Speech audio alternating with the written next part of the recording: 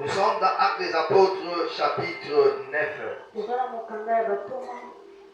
Le verset 31 au verset 34. Actes des Apôtres, chapitre 9, verset 31 à 34, vous avez parlé de Jésus. L'église était en paix dans toute la Judée, la Galilée et la Samarie, s'édifiant et marchant dans la crainte du Seigneur, et s'accroissant par l'assistance du Saint-Esprit. Quand Pierre visitait tous les saints, il descendit aussi vers ceux qui demeuraient en Judée. Il trouva un homme nommé Aîné, couché sur un lit depuis 8 ans et paralytique. 34. Pierre lui dit, Aîné, Jésus-Christ te guérit. Lève-toi et arrange ton lit. Et aussitôt il se leva. Verset. Est-ce qu'on peut acclamer pour le Seigneur? Merci beaucoup. Yes, le Seigneur nous bénisse. Alors suivez-moi attentivement parce que nous allons prier. Et il faut que Dieu fasse quelque chose.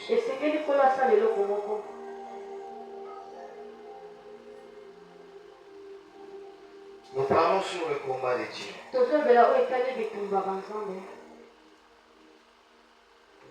Par la grâce du Seigneur, nous venons de lire ce texte.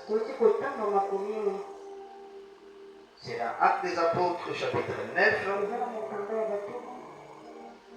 et le verset 31 au verset 34.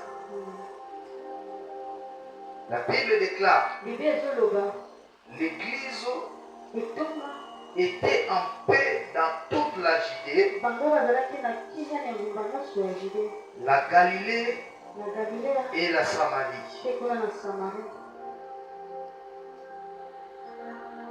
Et quand Pierre visitait cette ville,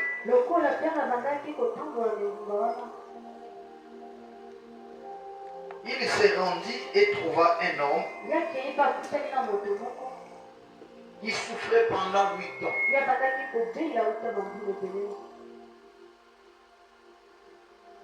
Et la Bible déclare, Pierre s'approcha et dit à cet homme, Jésus-Christ